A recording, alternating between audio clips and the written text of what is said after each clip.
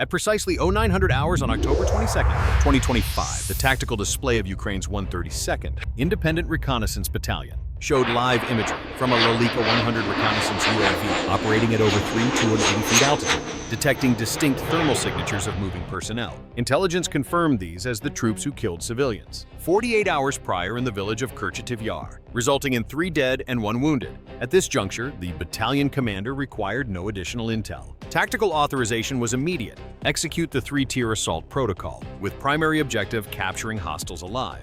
Operational tempo demanded rapid execution, given that just 20 minutes earlier, Ukrainian electronic warfare assets detected a Russian encrypted transmission, a directive from the sector commander, ordering forces to evacuate the Kucheriv Yar sector, anticipating Ukrainian retaliatory operations. His assessment proved accurate, but his order arrived too late. Transmitted precisely as Ukraine had positioned a combined 122mm and 155mm artillery battery along the western forest perimeter, where Russian forces remained dispersed, with no awareness of the withdrawal directive. The EW unit, immediately upon intercepting the priority Russian communication, initiated jamming across the UHF and VHF frequency bands utilized by Russian forces in the zone. From this point forward, Russian units lost all contact with rear command elements. Their tactical communications were disabled. The force was isolated like wolves severed from their pack leader, unaware that lethal force was converging from all vectors at precisely 0900 hours. The commanding officer of the 132nd Reconnaissance Battalion issued the fire command.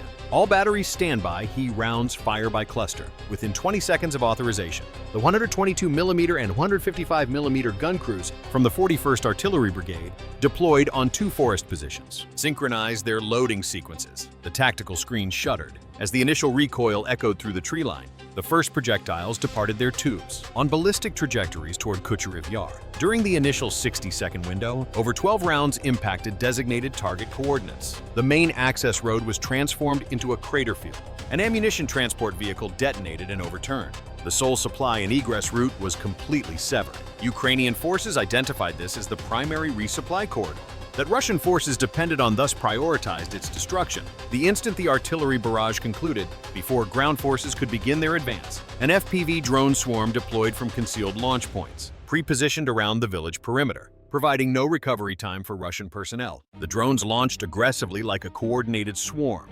accelerating rapidly through the residual artillery smoke. Each airframe vibrated as its two 800 to 3 200 kilovolt motor achieved peak thrust. The 7 to 10-inch platforms carried compact HE payloads, compact yet sufficient to eliminate any target, exposed by the preceding artillery fire.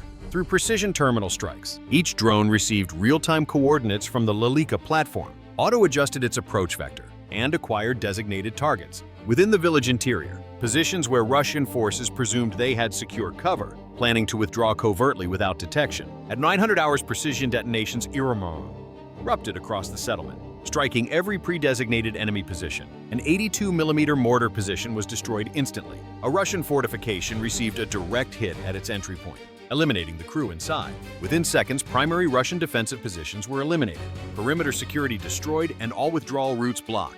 Immediately after the final detonation, Ukrainian ground forces advanced into the village, clearing structures where Russian troops attempted defensive stands. As infantry elements closed, remaining FPV drones provided precision fire support. Upon detecting any resistance pockets, they executed terminal attack runs with surgical accuracy. Within a remarkably brief period, the majority of Russian perimeter defenses were neutralized, creating gaps Ukrainian forces immediately exploited. Once primary Russian firing positions were suppressed, the 132nd Battalion's commander revised the tactical objective: maximize prisoner capture operations. A Ukrainian element, equipped with amplified speakers, broadcast in fluent Russian. Kucheriv Yar is completely encircled. Disarm immediately and exit unarmed. Geneva Convention protections are guaranteed. Confronted with certain death in compromised positions, or surrender with survival prospects. Numerous Russian soldiers chose capitulation. Multiple Russian soldiers discarded their weapons and emerged cautiously from their positions. Some initially resisted, but observing their comrades receiving proper treatment, their combat resolve dissipated. Several signaled surrender with improvised white flags. By approximately 1100 hours, over 50 Russian troops were detained, awaiting transport to rear area processing for a small village. This prisoner count indicated significant Russian defensive concentration and demonstrated the operation's comprehensive success. Kucheriv Yar was declared liberated, atop the damaged residential structures. Ukrainian national colors were hoisted once more, not merely symbolizing territorial reclamation, but transmitting an unequivocal message to Russian frontline units. Ukraine provides no quarter to those targeting civilian populations. The operation concluded within hours, yet delivered immense strategic and psychological impact, representing a precise and decisive response to atrocities committed just 48 hours previously. Unwilling to concede this strategically vital position, merely days afterward, when adverse weather conditions blanketed the Pokrovsk-Shakhovka operational sector in heavy fog, limiting UAV surveillance to just 980 to 1640 feet. Russian command assessed Ukrainian forces were focused on consolidating Kucheriv Yar, leaving other sectors vulnerable. Decisively, at 0500 hours on October 25, 2025, Russian forces initiated a renewed offensive, deploying 6 armored personnel carriers, including at least 1 upgraded turtle tank in the lead element. The armored column advanced under noise discipline, lights extinguished, utilizing the tree line and fog for concealment. Their tactical objective was defined, thrust directly toward Shakov village, a settlement of exceptional tactical significance on the front. Shakov occupies a route that, if seized by Russia, would enable them to penetrate deep into Ukrainian defensive arrays, bisecting Ukrainian units defending Pokrovsk, endangering Western logistical supply lines, and establishing an approach to threaten Pokrovsk from the southeast. From Russian operational perspective, this constituted more than a counteroffensive. It represented a bid to recapture strategic momentum across the Donetsk theater. During the advance, the Russian formation detected no threat indicators, no Ukrainian reconnaissance drones overhead, no long-range artillery interdiction, no evidence of infantry reconnaissance teams in ambush positions. The dense fog created a false sense of security. The convoy proceeded along the unpaved route, approaching a small bridge east of Pankivka, the only crossing Russian analysts believed Ukraine had not secured. After traversing nearly 2.8 miles, the formation arrived at the bridge site, only to discover twisted structural steel suspended over collapsed roadway sections. Instantly, the convoy executed an emergency halt. Personnel dismounted in confusion. Without the bridge, options were limited to withdrawal, mission abort, or hazardous river crossing to complete the objective. Constrained by higher command directives, the convoy commander seized his radio and issued a decision he would regret within minutes. Lead element, proceed into the river. This was precisely what Ukrainian forces anticipated. The riverbed at this season constituted an ideal kill zone, mud reaching nearly 1.5 feet deep, swift currents from seasonal rainfall and steep embankments. On each flank, conditions capable of immobilizing any armored vehicle. Russian forces assumed they were exploiting the fog for covert approach toward Shakov. In actuality, they had entered a pre-surveyed engagement zone, identified by Ukrainian reconnaissance assets, a confined waterway with soft substrate, rapid flow, and easily blocked exit points. Ukrainian forces had full awareness. The instant the lead turtle tank reached midstream, the trap-activated wet mud seized the track assembly, pulling the forward section downward. Within seconds, water reached half the vehicle's profile. As the engine struggled ineffectively, the commander immediately transmitted emergency orders to the trailing vehicles: execute reverse. The order came too late. In the thick fog, the directive never reached the full formation. All 6 vehicles were now committed to the crossing, tracks and wheels simultaneously trapped in the viscous substrate. As if ensnared by nature, the lead BMP listed left, tilting 30 degrees as water flooded the crew compartment. The second MTLB attempted to brake, but was forced down by the vehicle behind. 2 BTR-82A lost all traction, their forward wheels submerged in deep mud. Another BMP pivoted sideways, blocking the entire column's retreat path. Within 20 seconds, Russia's entire river crossing devolved into complete disarray. The Russian convoy had ceased to be an attacking force, becoming a crippled formation, immobile and defenseless. Yet this was not the worst development. As Ukrainian planners had anticipated every variable, no Russian support position existed within 12.4 miles. The crossing point was more than 5 to 5.5 miles from any inhabited area. They were completely isolated from any reinforcement capability.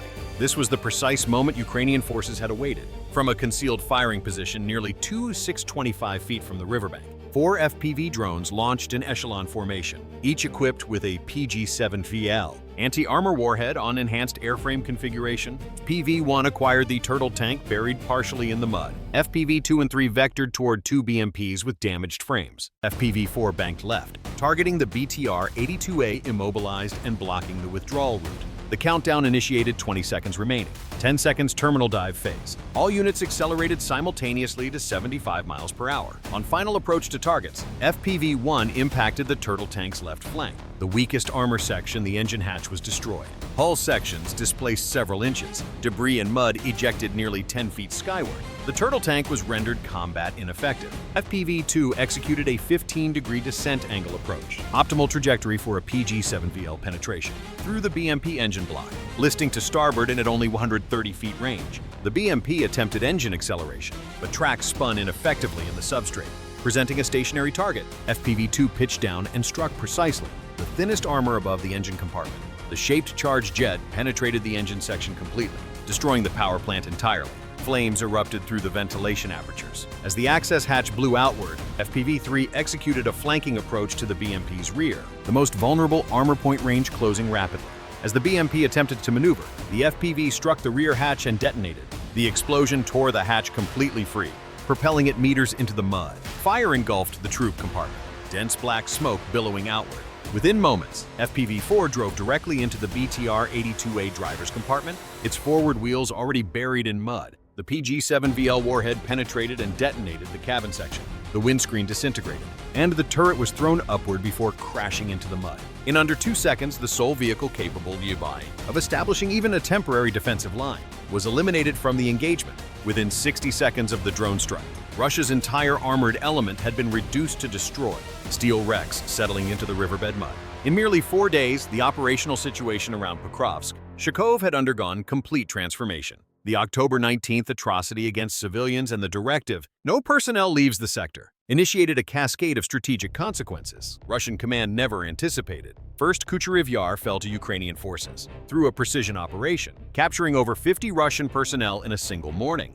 This exceeded mere tactical success. It eliminated a critical strategic junction, exposing Russia's eastern Pokrovsk defensive cluster on its flank. Attempting to regain the initiative, Russia launched an armored assault toward Kharkov. Yet at that precise moment, they advanced directly into a prepared Ukrainian kill zone, stripping Moscow of operational authority over the southeastern Pokrovsk sector. The very armored thrust, intended to breach Ukrainian defensive positions. Ukraine transmitted a strategic message. Every attack on civilians receives immediate punishment, direct and comprehensive, not through media statements or diplomatic channels, but through the destroyed hulks resting in a riverbed. And the Ukrainian flag raised again over the rooftops of Kucheriv Yar. The Pokrovsk front had been locked in stalemate for months. Yet within merely days, Ukraine transformed it into a strategic rupture point, compelling Russia to lose initiative and assume defensive posture. Everything originated from a single Russian action, one that violated every remaining ethical boundary of this war. Ukraine delivered only one response: you target civilians.